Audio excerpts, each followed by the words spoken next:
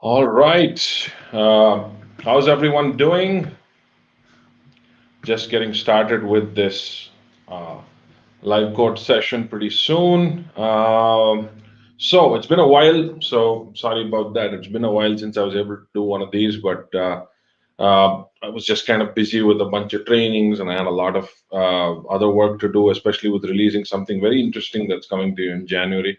But anyway, so this was the reason why I was not able to really work on anything related to live code. And to be honest, I kind of ran out of some topics to do live code as well. But as we've been doing a little bit more work in the cloud security space, I've been learning a little more Go and TypeScript and stuff like that. So thought we'll talk about some of these subjects in today's live code as well.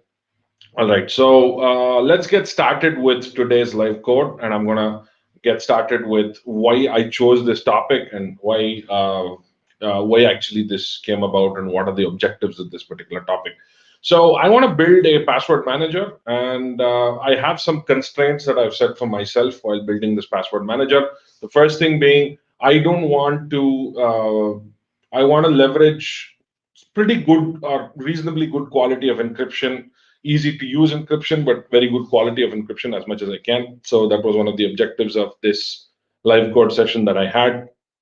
The other thing that I wanted to do was while building this password manager, I wanted to ensure that I leverage keys or cryptographic keys that are already in my computer. So as a developer, I use SSH a lot. I'm sure some of you watching this are also likely to be using SSH a lot. So I wanted to leverage SSH to do some wrapping or some other kind of cryptographical operation related to this particular project.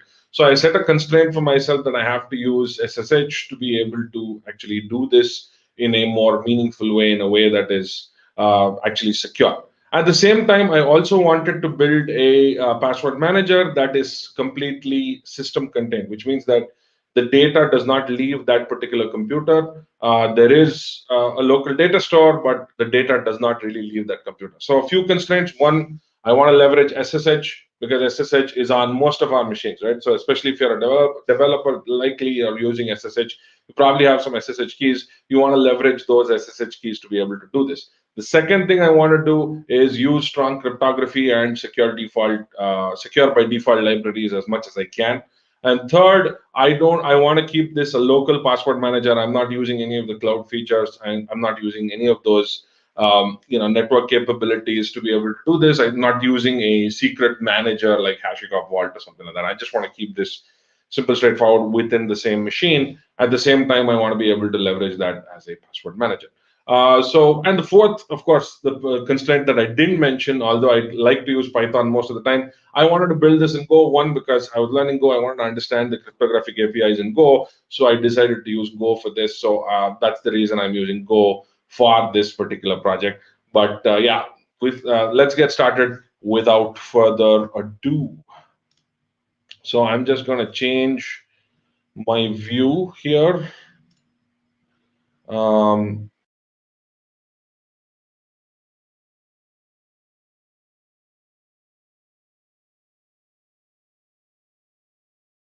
to just a little bit. I think this is too much of a.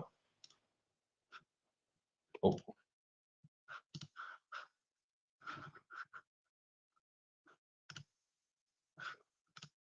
yeah, looks like this is the right layout that we want. So I'm going to start with a project from the beginning, and I'm going to explain the project as I go along. So let me just start off by opening up a new project directory. I'm going to create a new directory here called local paths. I'm going to call this project local paths.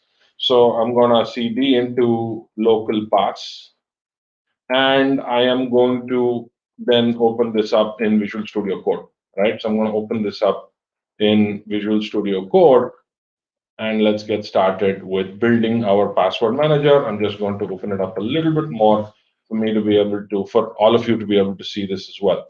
Now, the first thing I'm going to do is I'm going to be using a CLI. So this is something that I want to be building as a CLI and not as some kind of an API or something like that. I just want to use this as a command line tool that I want to use on my terminal. So, and I want to keep this generally available for Linux and Mac machines. So I'm going to be building a CLI. So I'm going to be using a very interesting library for Go, for CLIs that can be written in Go called Cobra. So Cobra is something I'm going to just, I'm going to paste the link here pretty soon. So Cobra is a pretty cool library. I've been using it for a while now. And I've been using Cobra for a while.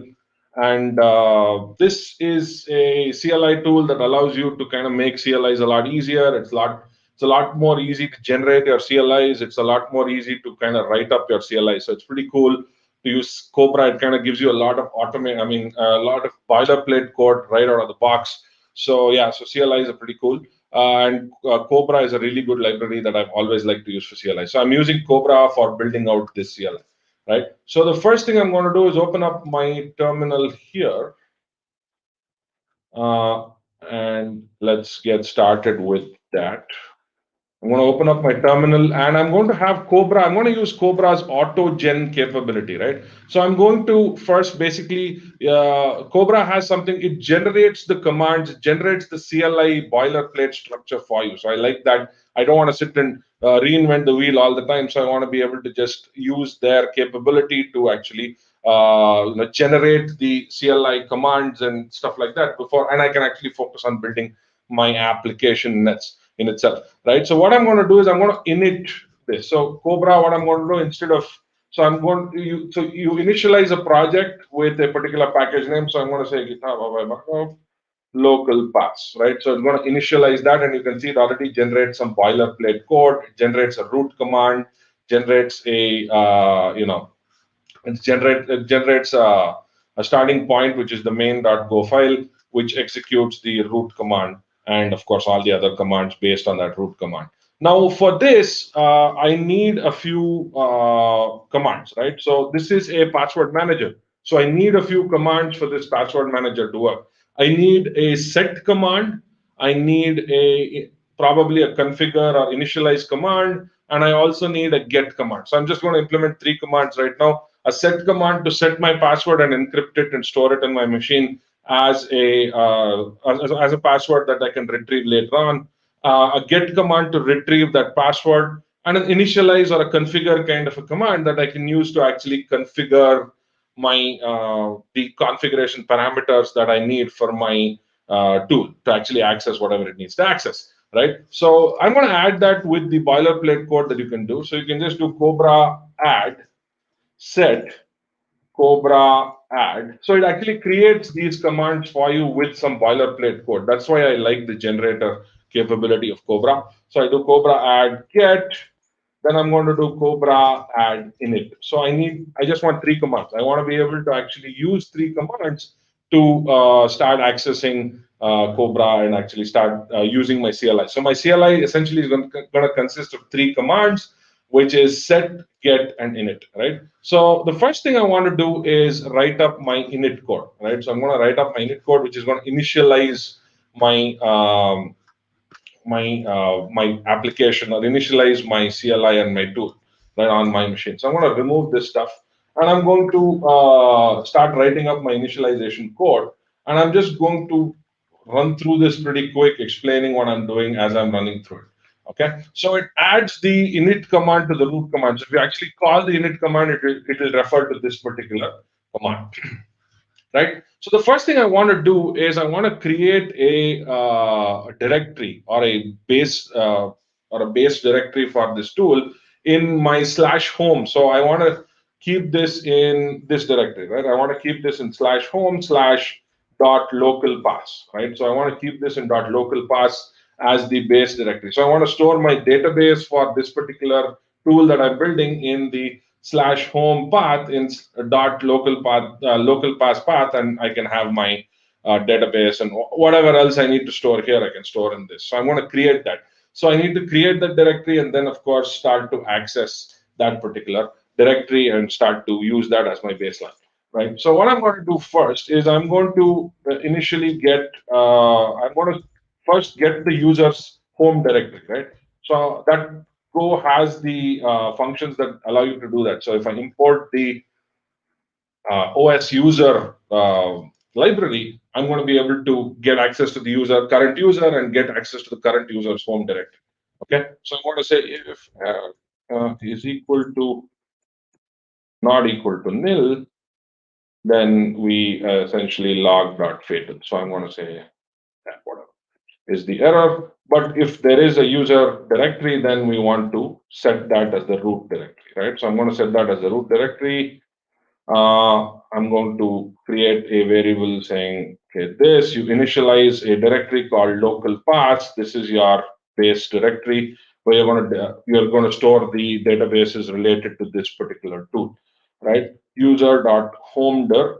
Homedir is the slash home path. So this is going to be the slash home path for that particular user, right? Then we're going to, now we also want to initialize this with an SSH key. Now remember, I wanted to leverage SSH keys. So that's why I need to have an SSH private key and a public key location that I'm going to be using. Now, can anyone tell me which is the default SSH private and public key that is available on most machines? Anyone who's watching this, anyone wants to add? So the default SSH private and public key locations are in home dot ssh dot and ID RSA. So the ID RSA is the private key and the ID. Typically, this is again not in all machines, but IDRSA.pub is the public key. So we're going to be using this as the basic. So we're going to actually we are going to allow the user to set up, but if the user does not want to set custom directories, then we are going to allow the user to use this default private key and public key, that is your SSH RSA private key and SSH RSA public key, right? So we're going to allow the user to do this. So I'm going to say def priv is equal to again from dot sprintf slash dot ssh ID RSA, right? So we want the private key user dot homedir again. So I'm just string substituting that. Def pub is equal to from dot sprintf and again same with dot ssh dot id rsa dot pub. So this is the public key and this is the private key. The reason we are doing all this is to make sure that we set these as defaults, right? That's the important thing. We want to set these as defaults when we're using our CLI, right? So what I'm going to do now is I'm going to create my flags for my command, okay? So I'm going to say init cmd dot flags. So I'm going to create a string flag. So this is in my CLI. Since I'm writing a CLI, I need string flags for my CLI. So I'm going to say you need to pass a string parameter called database. Where do you want your database to go? You also have a shortcode called D, which you can call. So you can do something like local pass slash D, or you can do dash dash DB, right? So you can actually use that, right? So I have a question from Didar who says, which OS I'm using? Mac OS. This works on, I think it will work on Linux as well, this code. Not sure about Windows, but it should work on Linux and Mac.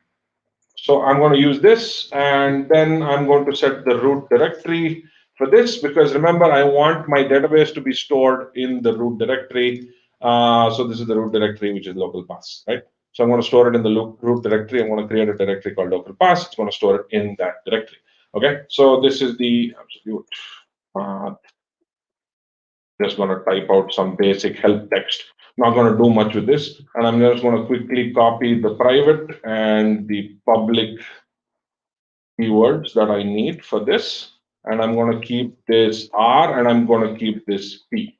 These are just references that I can use. I'm going to use defpriv and defpub.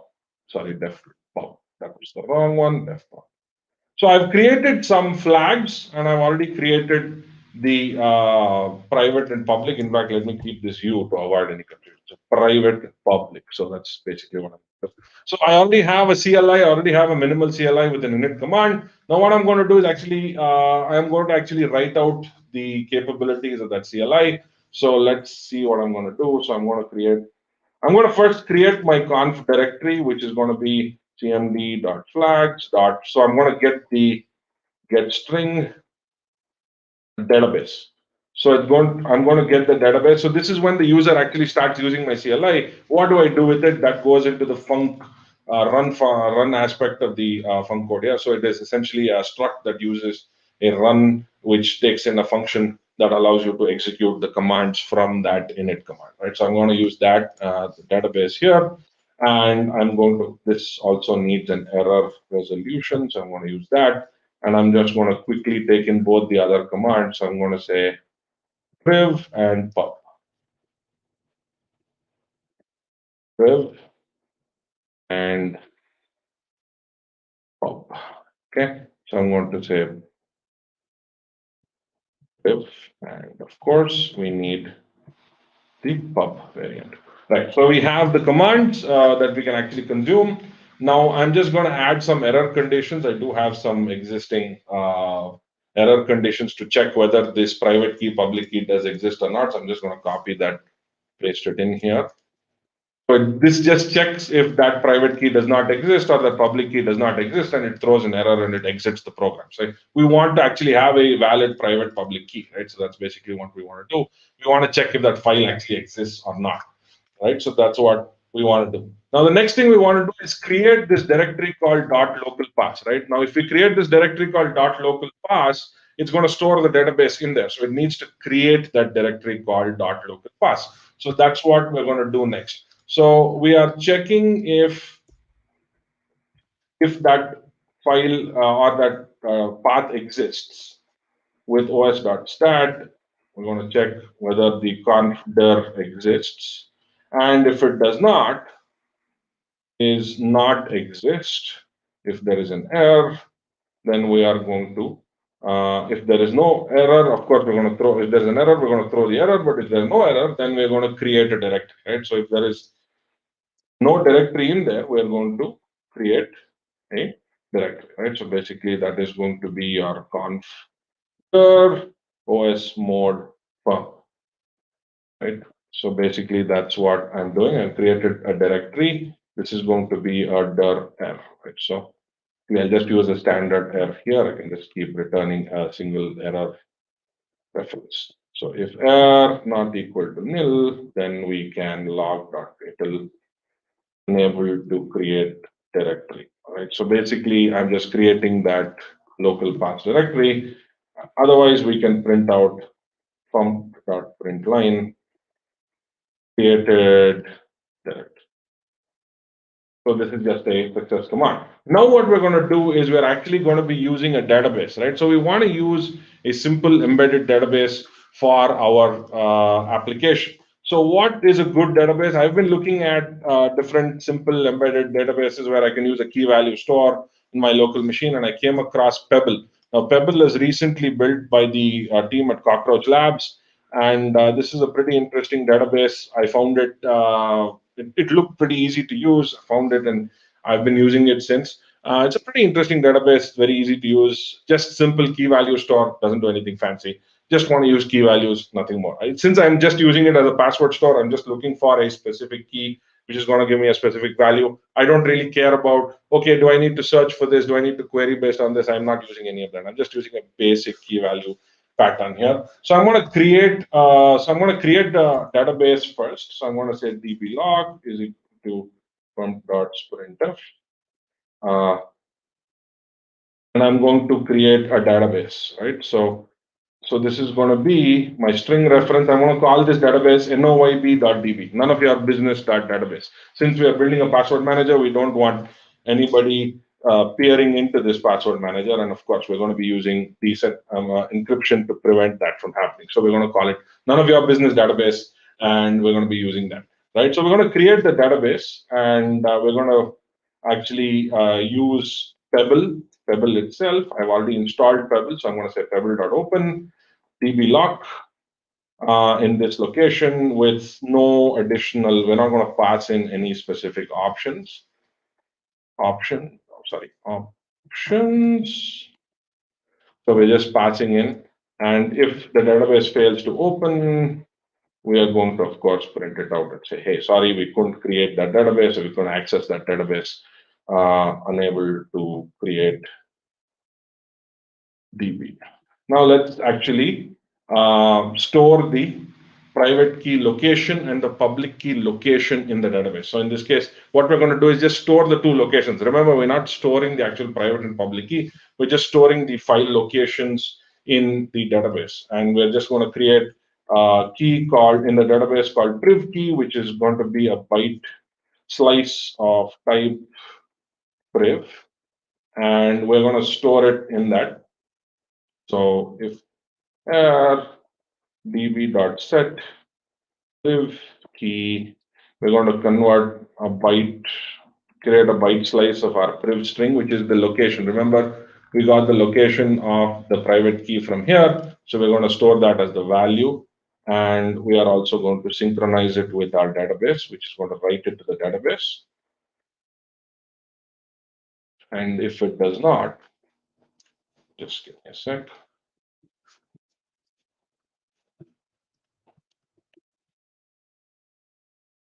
I'm just doing that, making sure that there are no errors. If there are errors, then obviously we're going to say that, unable to write the path to DB. Now I'm going to take the same thing, since I'm going to be doing the same thing with the public key. I'm just going to create a slightly different reference. I'm using a new keyboard, so please forgive my butterfingers on the keyboard, and it's always difficult to talk and type. So this is going to be pub, and I'm going to say pub. So now we actually have a initialization function, right? So we actually have an initialization function. So we're going to close the database. We're going to print it out. So we actually have an initialized CLI all ready to go. So local paths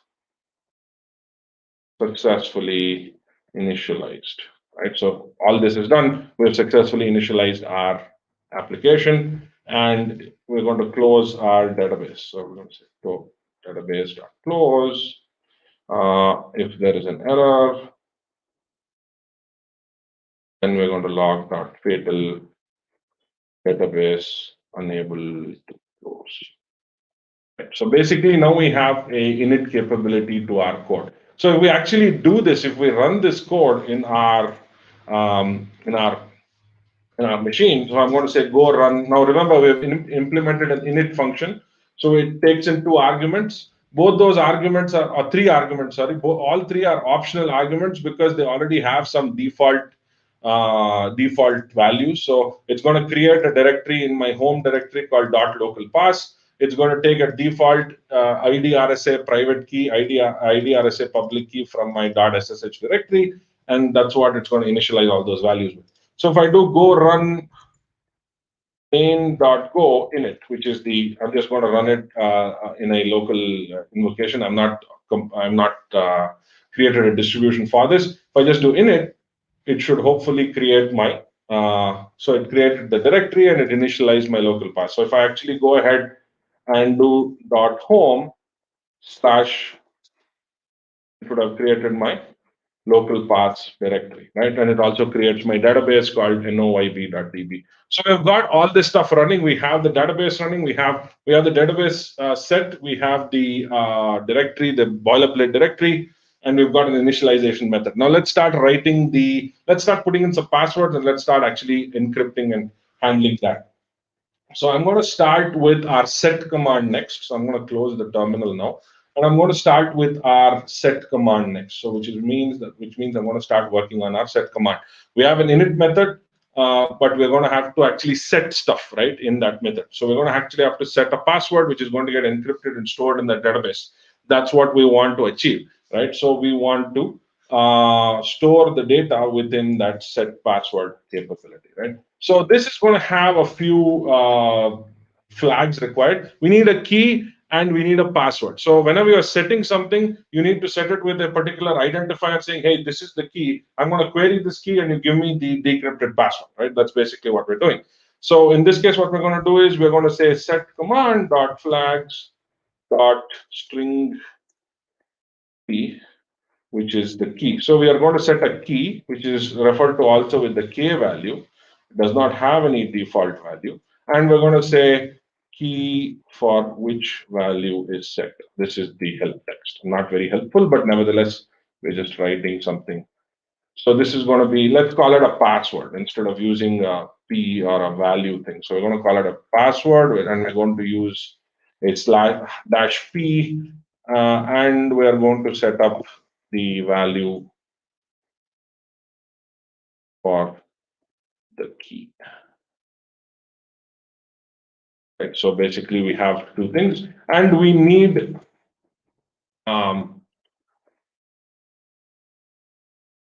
so we're going to mark a particular flag required. We're going to mark both the key and the password value. Right. So basically, command mark flag.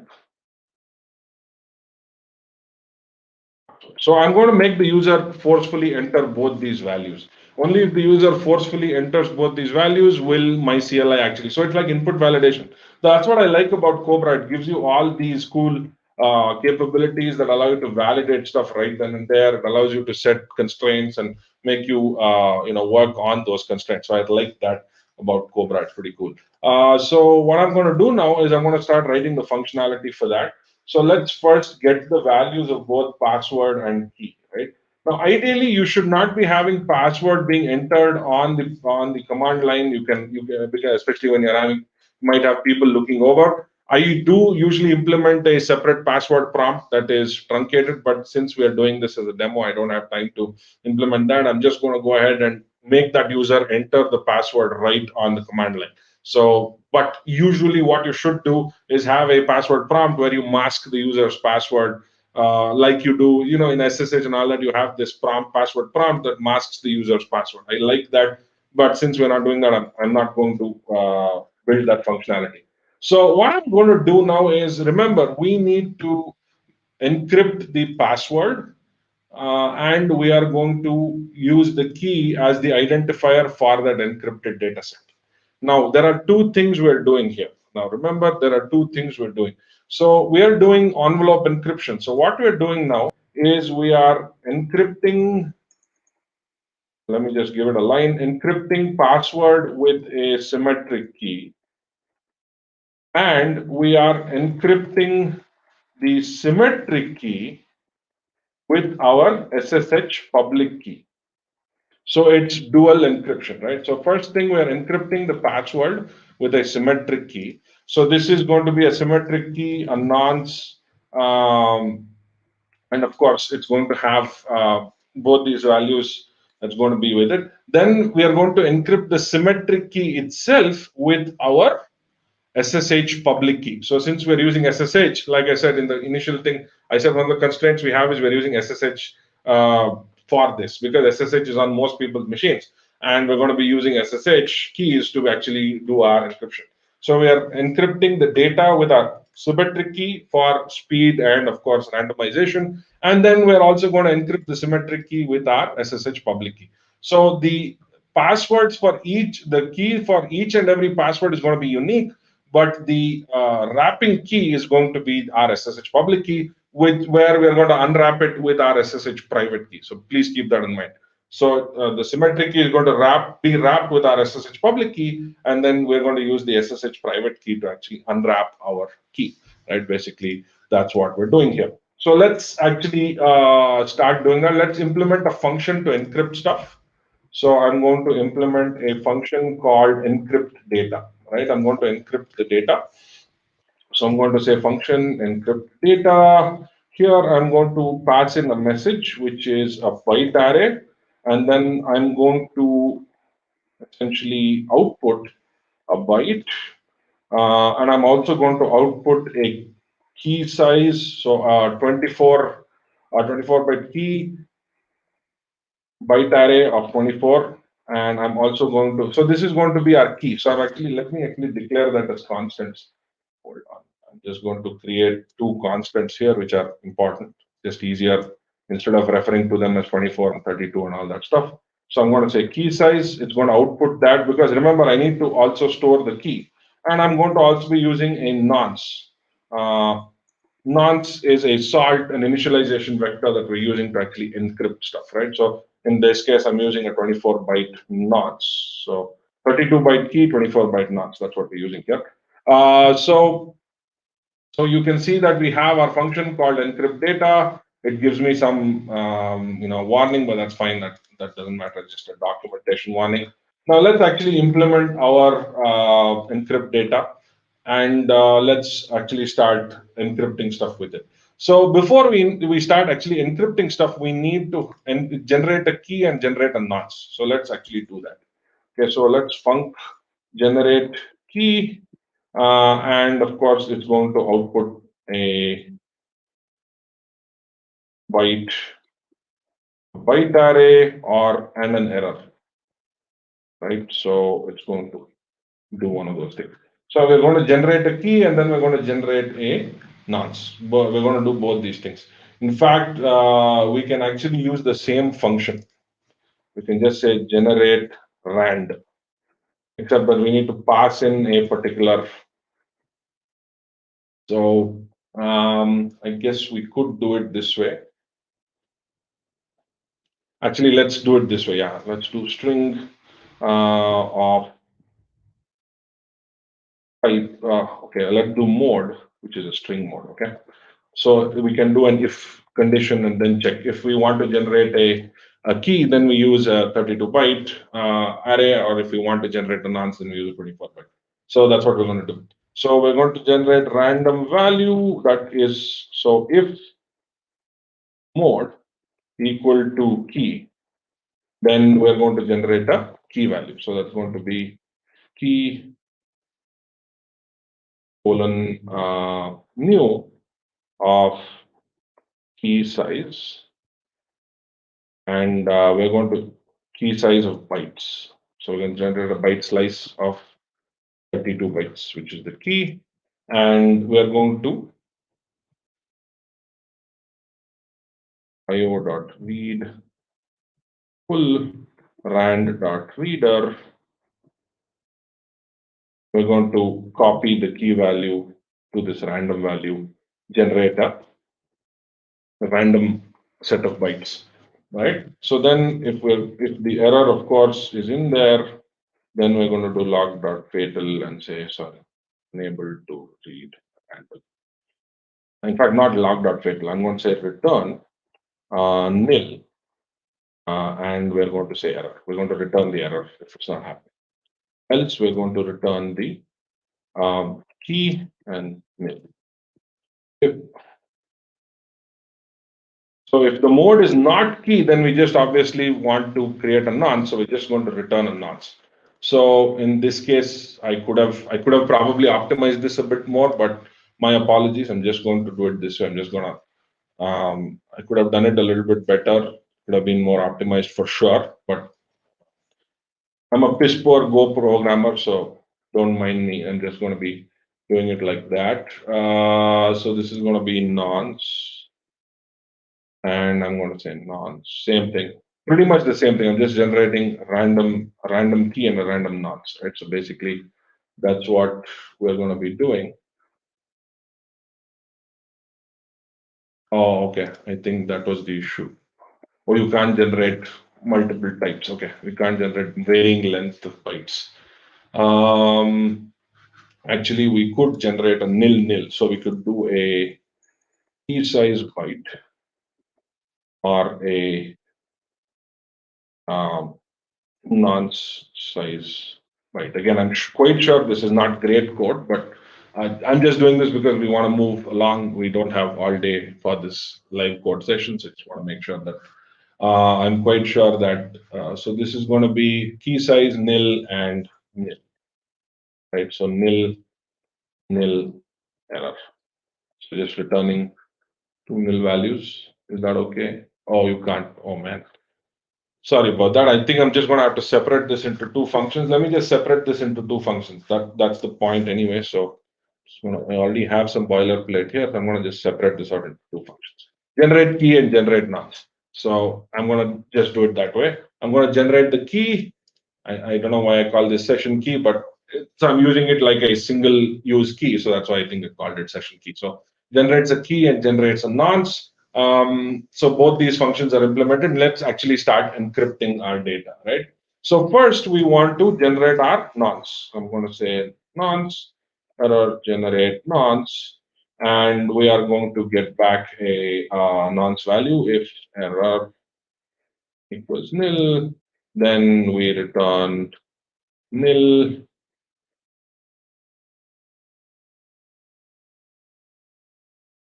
We also need to return an error here. So nil, nil, nil.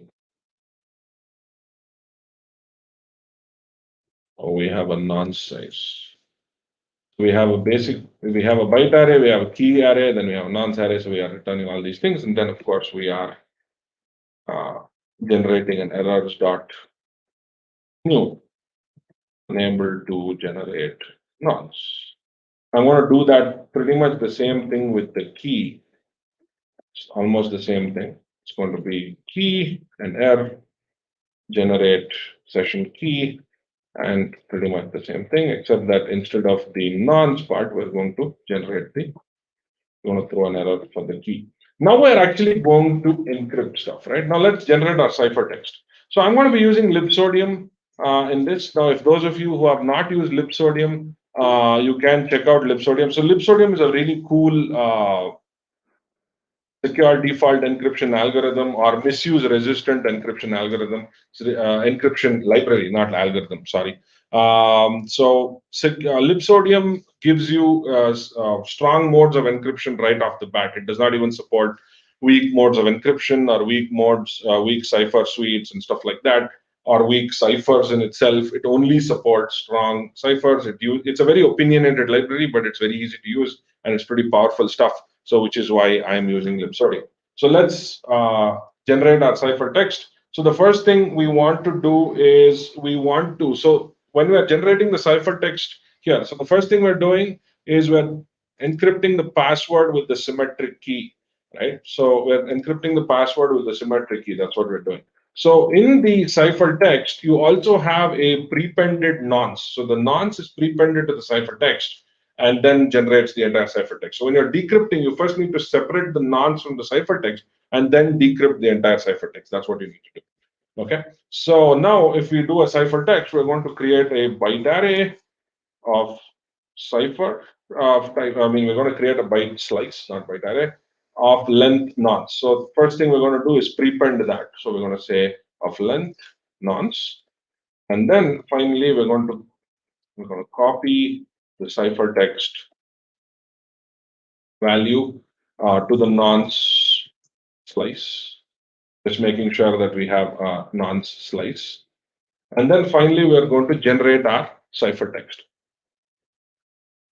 No, it's not nonce size. Typo in 57. Oh, thanks. Thank you. I appreciate that. I wouldn't have got that. So we're generating nonce, and of course, we're going to generate our final ciphertext. So we're going to say ciphertext is equal to secret box. So I like this concept in LibSodium where you have this secret box. You say secret box dot seal, and the developer, it looks pretty simple. It's just like sealing something in a secret box, which is really nice. I like the use of verbiage while creating the functions there. So I'm going to generate the ciphertext, which is actually our plain text value.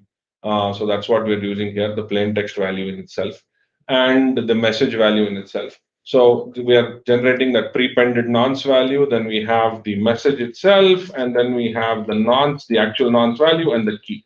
So when we use all these things, it generates our ciphertext. And we're going to return this ciphertext, right? So we're going to say return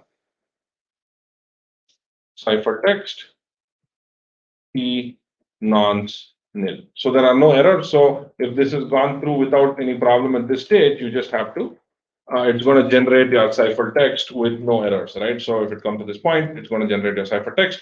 You need the key and the nonce because remember, you need to actually, you actually don't need the nonce, but I'm going to return the nonce anyway.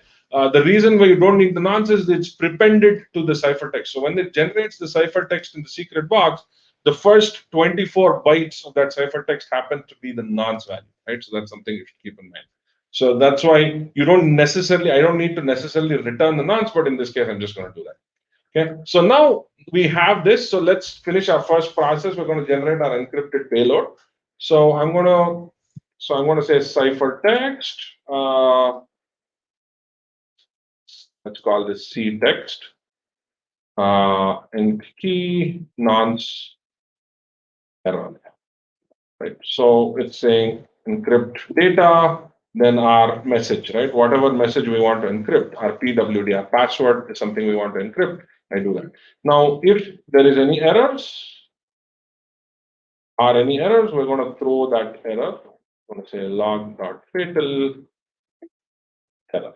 Right. So this is where we're going to throw that error. But if there are no errors, then we need to create that into a binary. So what we're going to do is we are going to encode that into a binary object in Go called gob. Now, gob is a pretty it's actually used for network encoding and decoding and things like that. It's just I think it's used as a serialization approach in Go, where you have encoded data sets that are sent to a machine and that can be decoded with gob. So I'm just going to paste that link for all of you here. You can check this out. This is an encoding format. It just allows you to encode binary values and decode binary values in Go. And this is what I'm going to be using to store this in my database. So I'm going to be storing this in my database. So I'm going to be encoding that value in my database as well. So what I'm going to do now is I'm going to use Go to encrypt and decrypt. So I'm going to say var enc payload. So this is the data that I'm actually going to encrypt. So I'm going to use a byte buffer for this. I always type in bugger for buffer. So sorry about that. I don't mean to curse. Let's see. So I'm going to create my payload itself, which is going to be gob.new encoder. It's going to create a new encoding with the reference to int payload. So dereference that. Now error is equal to go payload dot encode. So it's going to encode the payload in a particular struct. So I need to create that struct now. So this is an object where I'm going to be type encrypt payload struct. And this is going to contain the plain text, the ciphertext, and the encryption key. So it's going to contain the encryption key, which is a pointer to 32. Let me use the actual key size, right? And this is going to be the nonce, which is going to be the nonce size of byte. And then the actual ciphertext itself, which is going to be a simple byte array, byte slice. Right, so this is the encrypt payload. So what it's going to do is it's going to encode that all the return values in that particular in a struct, and it's going to package that and create an encoded binary value of that I can store in my database. Right. So what I'm going to do is I'm going to encode this. Give me a second while I try and encode this. So far I've encrypted my data, but I need to encode this. Encrypt payload. I need to create my data set here, encryption key, my nonce, and my cipher, I guess. Encryption key, nonce, and cipher. Yes, that's correct.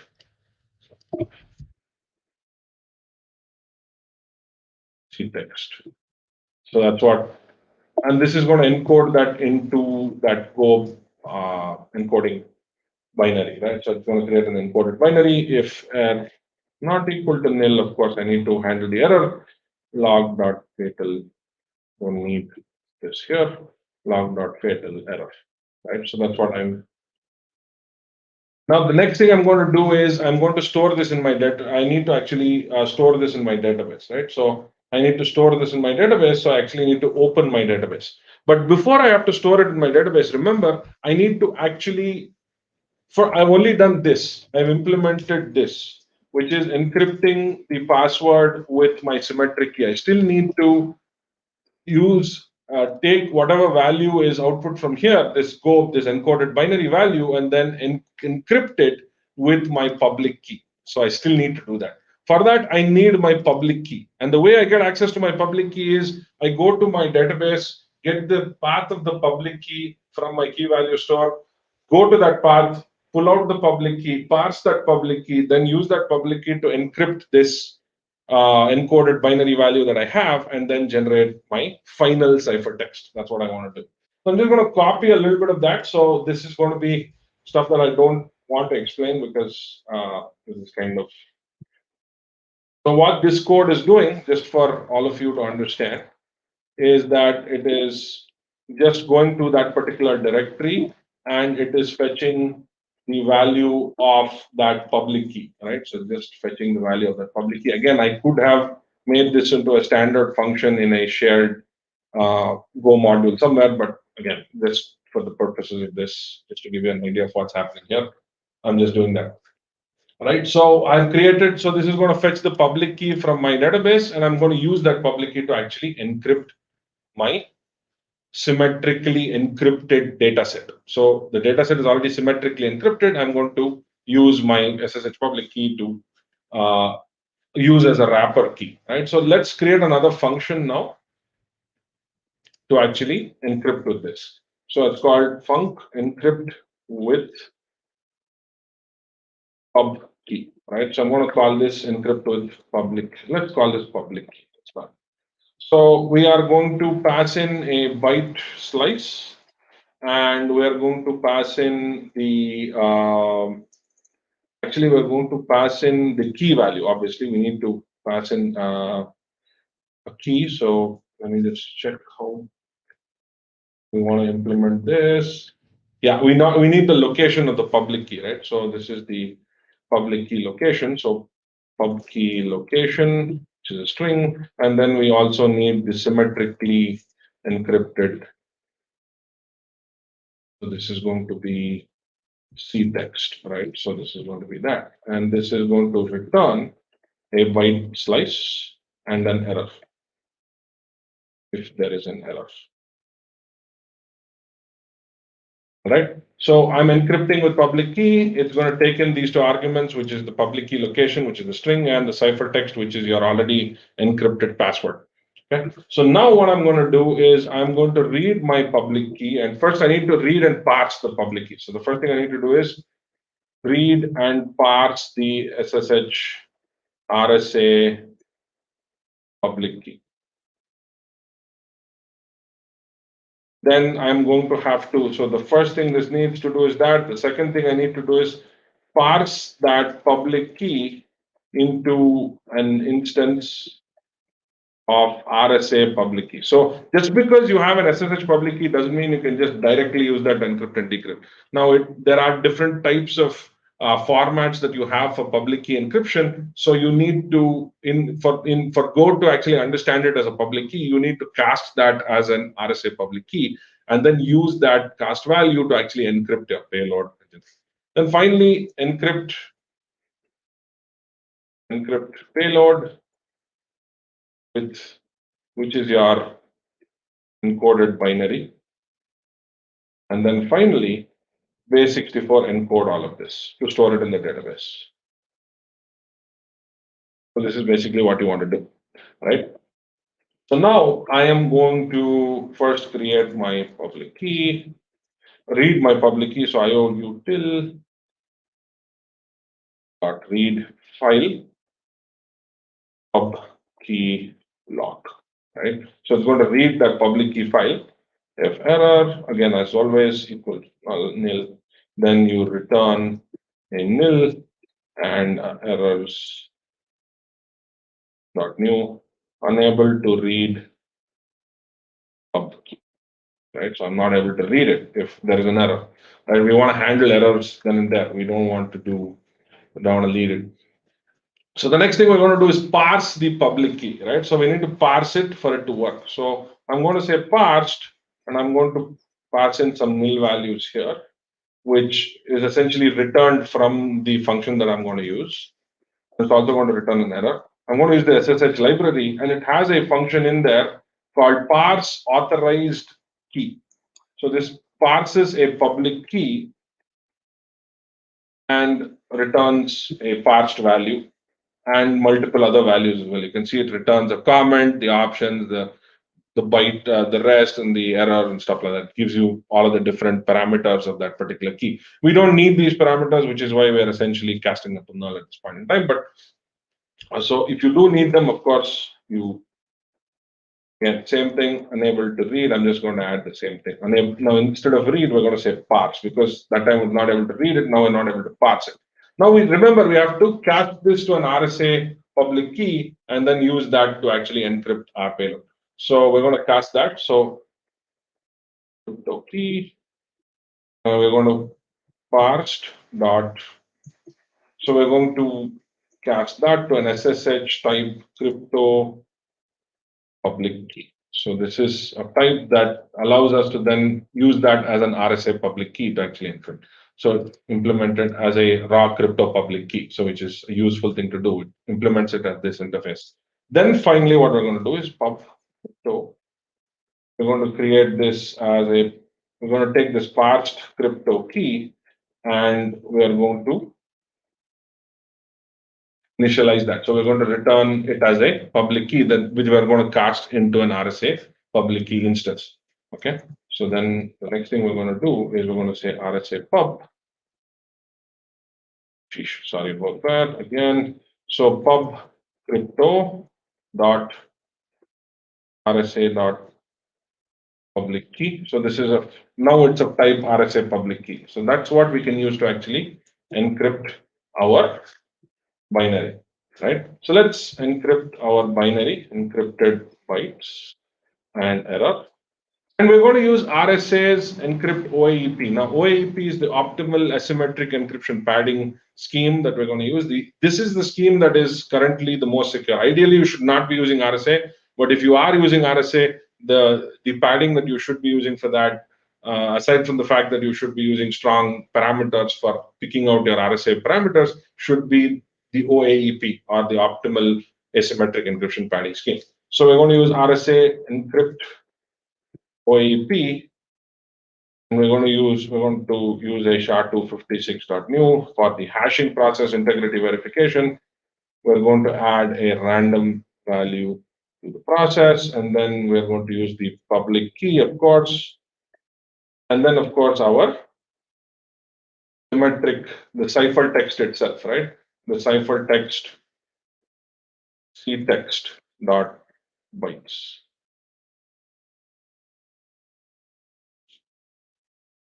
So we're going to generate the bytes for the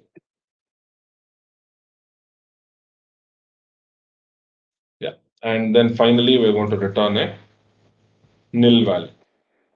Right, we're passing a nil value into the encrypt OAP parameter. So this is what we need. Not sure what happened here. Oh, it's a bytes buffer. Sorry, my mistake. This is a bytes buffer. So this is bytes, and then if error equals nil, then of course return nil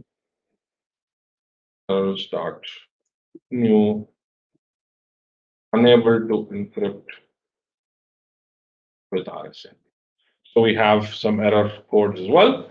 And finally, we're going to return our encrypted bytes and nil because we don't have any errors. So what we did here is we didn't do this yet. So we've done 1, 2, 3. We've read and parsed the SSH RSA public key. So we've read the SSH key, parsed it, and then cast that to an RSA public key. And then we have encrypted the actual encoded binary value that we generated from the Go in the previous step and encrypted that with the public key. So that was already, remember, that was already encrypted. The password was already encrypted with the symmetric key. Now we're using an asymmetric key to wrap that entire binary data structure, right? So now we have this and we are almost ready to implement our actual get functionality. We're nearly there. And that's where we're going to be done pretty soon. Just making sure that we have everything in place here. All right. So let's then actually encrypt our value with the encrypt public key, encrypt with public key. So we're going to pass our string of value, which is our key value, which is our public key path. And then finally, we are going to send out our encrypted payload. So whatever payload that we used to create our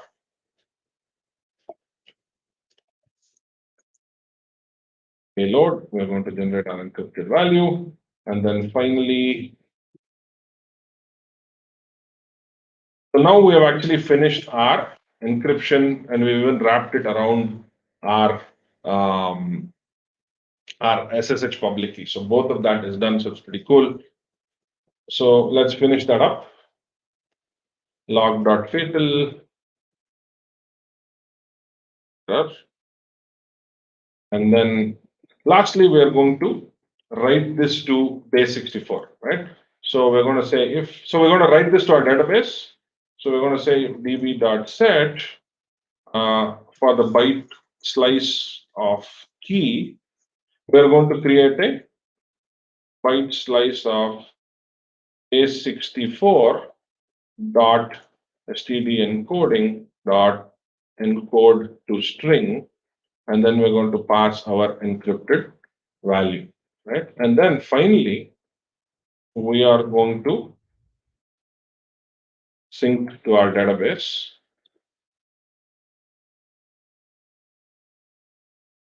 And then saying, so this means that we have written that data to our database, right? So we have actually written that data to our database. Just adding some. So then finally, we're going to just write a success message where we're going to say, hey, you know what? We've been able to add our password for this particular key to my database. Now let's actually run this and see if it works. Hopefully, there should be no errors that comes up. Looks like it's fine for the most part, but let's see if it works or not. Let's go back to the terminal now. Go run main.go. Set, remember we've implemented the set command. I'm going to say set key. I'm going to call this my db pass, and I'm going to set the password hello123. So this should be encrypted, unable to fetch private key. Okay, looks like that's strange. Unable to fetch public key. All right, I'm not sure what happened here.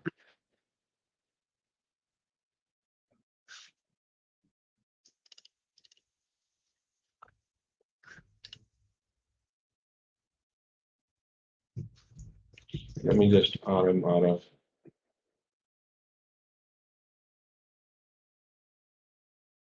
Okay, go run main.go init.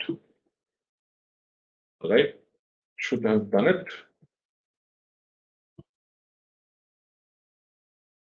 For some reason, I am not able to fetch my public key value. db.get by pub.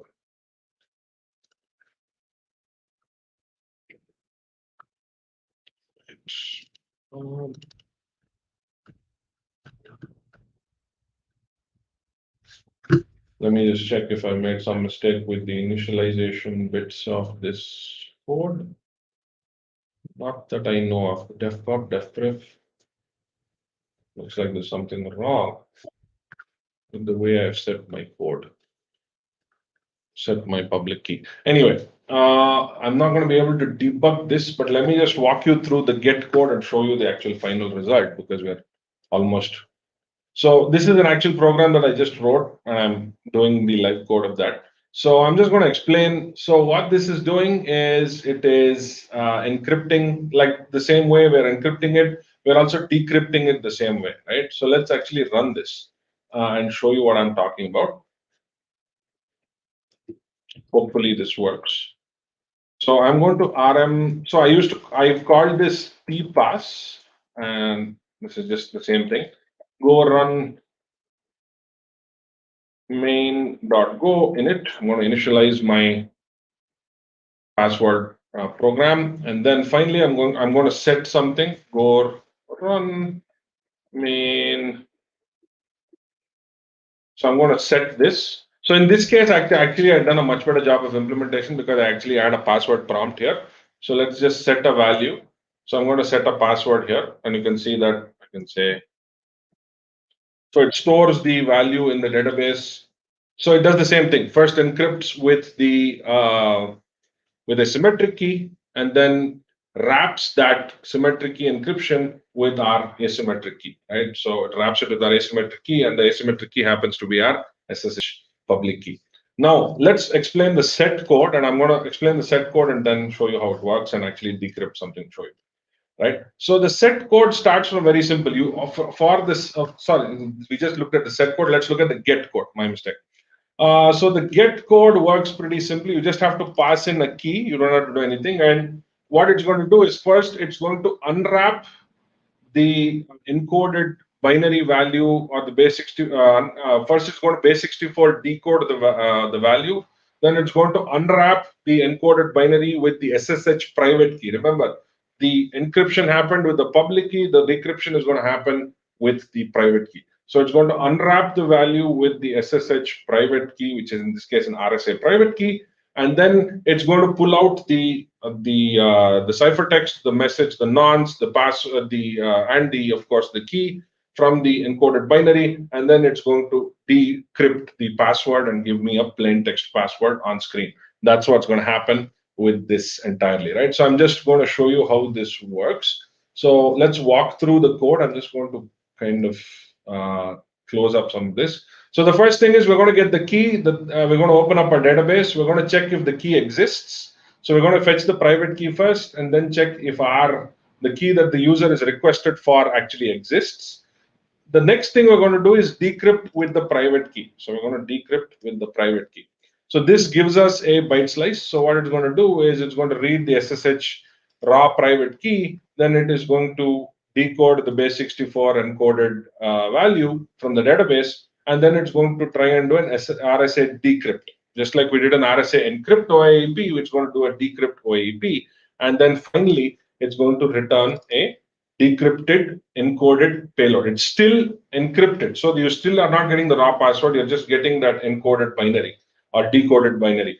So it's still an raw encoded binary at this stage. And then the next thing you're going to do is, so once you decrypt with the private key, you're going to decode the binary, and then we are going to decrypt to actually get our password. So if you see what we're doing here, we're going to decode it, and then we're going to take the ciphertext, the nonce, and we're going to open the secret box and get our plain text. Open the secret box and get our plain text, and then that's going to be our plain text that we have printed out here. It's going to be printed as a string. So let's actually do that. So let's run this. So go run main.go get. So I'm going to get this key value, which I've stored as hello world /main pass. So if I get this value, you'll see it should print out my password. So let's actually go run main.go. Let's store something else. Set -k hello world db pass. So I'm going to use the key called db pass, and I'm also going to set a password called hello universe. Yeah, so it's going to store this in the key value, in the key of hello world db pass. Now, if I get hello world db pass, go run main.go, get k hello world db pass, I should get my decrypted password value after. So it's going to first decrypt with the wrapper key, and then it's going to decode the binary, and then it's going to decrypt with the symmetric key and the nonce and all that stuff, and then finally generate our plain text. So this is a pretty strong example. As you can see, it's pretty strong because we're using first of all, we're using good quality ciphers for this. We're not storing it in Linux keyrings or something like that. We're actually using good quality encryption that we can control.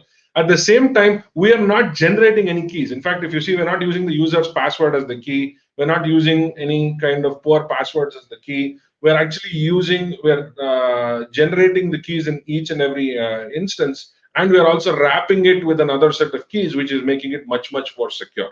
So not only is it's misuse resistant, it's also the fact that it's beneficial because we don't have to think about it. We're using standard asymmetric encryption to wrap the keys, and we're using really powerful symmetric encryption to encrypt the actual passwords, right? So that's one of the benefits of using a structure like this. Now, this I have actually created. I have to still write up the documentation for this, but it's in my GitHub, and it's called DPass. I just created this. I'm going to paste this here so that everyone can check this out whenever you have the time.